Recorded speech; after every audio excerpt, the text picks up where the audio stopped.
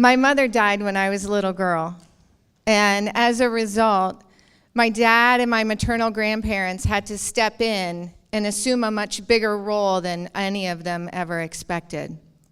They did this wholeheartedly, and my sisters and I benefited greatly from their love and their extra attention.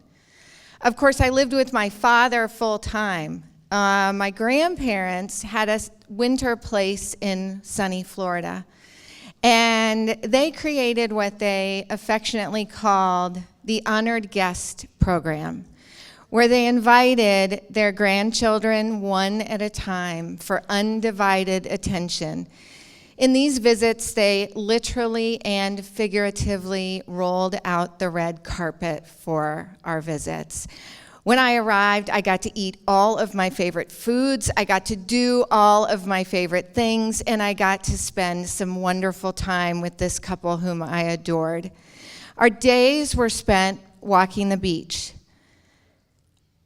When we walked the beach, my grandfather, who was an avid fisherman, would connect the dots for me between what the seagulls were doing, what the pelicans, how they were behaving, what the wave action looked like, and the wind and the temperature. All these things were going to help him have a better afternoon of fishing. My grandmother was a discerning sheller. She taught me all the names of the shells on the beach.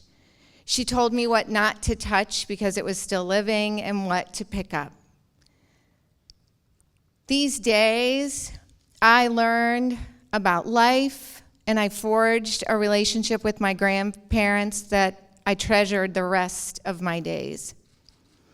In the evenings, Grampy would go to bed early, and Grammy and I would go off into another room where she would pull out a jigsaw puzzle, and the two of us would spend hours trying to put it together while we chatted comfortably. Grammy had a very specific rule, however, with jigsaw puzzles, and that was we were never allowed to look at the box. We couldn't keep the box on the table to see what the image would look like, but rather we had to pick up each piece and decide where it best fit based on the colors and the shapes we saw before us. These visits as an honored guest left me with so much, considerably more than I could ever describe to you here. But part of what it taught me, I realized much later, was how to think. So if we fast forward the clock, now it's the summer of 2001. I was living in Cincinnati and on vacation with my children in northern Michigan. I'm a firm believer that as busy as we are, as much as we value work and a good work ethic, which I can be accused of being slightly overzealous in that area, taking vacations are so fruitful. Most of my very best ideas have come when I've taken a break and stepped away. And in this case, I was on vacation with my children, and a number of seemingly disconnected issues were running through my head.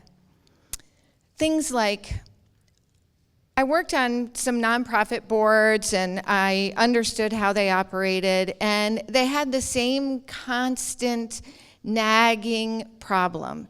And that was they weren't getting significant grants. They would get small grants and they were very grateful for that.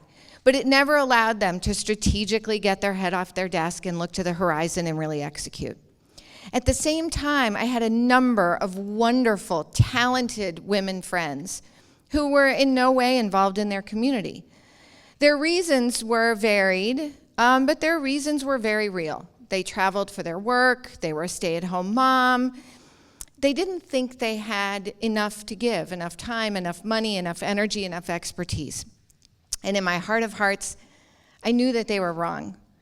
So what I wanted to do is find a way to get these women involved, because I knew if they did become involved, they would get as much as they gave.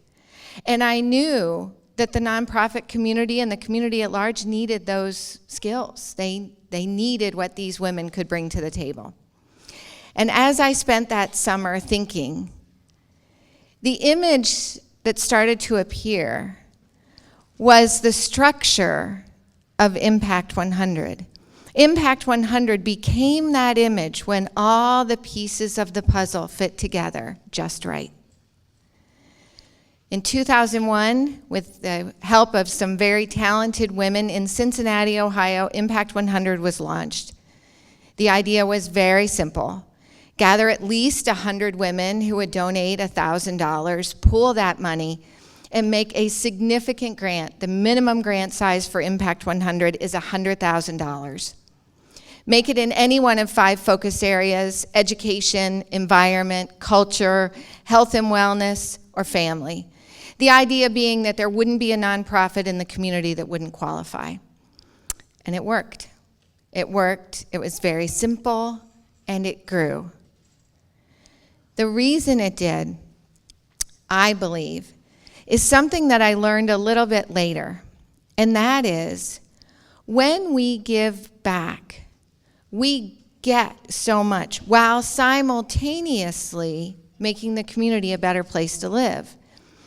And that sort of feeds on itself. As the community is made a better place to live, more people give back, and the community gets better. It's sort of like this vortex of generosity. And as it grows, the world continues to get better. And I was reminded of the shells that I would pick up on the beach with my grandmother. That spiral shape is exactly what happens in communities. Here's something else I learned. It turns out that we are biologically wired to give, which I think is awesome. What happens when we give back is our body produces oxytocin. Oxytocin, you might ring a bell because it's sometimes known as the trust or love hormone. Right after you've delivered a baby, you get a lot of oxytocin, and that's part of that bonding that occurs. So the thing about generosity is, if you do something, whether it's time, talent, or treasure, your body gets a little shot of oxytocin, and that's pretty cool. The recipient of your generosity, they get a little shot of oxytocin, and they feel good. Even someone who witnesses what you've done, they get a little shot. Well, here's something else. Our body needs and wants you to produce oxytocin. It goes all the way back to the survival of our early species. Because part of what oxytocin does is it will suppress the stress hormone of cortisol. So when you're overly stressed, you're typically less generous. Make sense? You also have less feeling of bonding. The more you give, the more oxytocin, the more your body triggers you to do more. And in doing more, the cycle continues.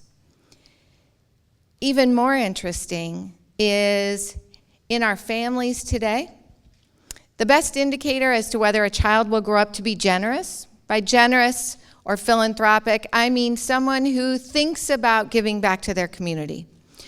One of the largest indicators is whether or not they had a role model growing up who modeled what it was like to give back. More recent data suggests that if you actually have a conversation with that child, it's that much more likely that it will stick and they will grow up to be generous adults. So now that we know that generosity is contagious and we know that that's how children learn, you think, well, why aren't we all talking about generosity in our families? That is a story for another day. But what I would suggest is that it's time we start. Because not only do children grow up to be more generous in this environment when they talk about it with a role model, but they get some other benefits that every one of us would want the younger generation to have. They get more self-esteem. They feel more connected. They're more confident, less likely to suffer from depression or have suicidal thoughts. Those are significant. For the senior citizens in your life, retirees who give back report that they are more connected. Their life has more meaning. They even have better health and statistically live longer than their counterparts who don't give back. You take this example into the workplace, And the results are not just warm and fuzzy of everybody loves each other because we're all giving back together. It's not expensive to create a program of generosity within your company, within your church, within your school, within your community. But the results are staggering.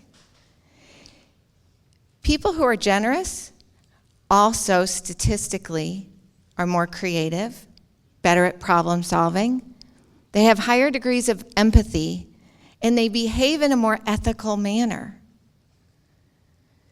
All those things affect the bottom line in a meaningful way and make the community a better place to live. So what I'd like to suggest is that the generosity epidemic starts here and starts now.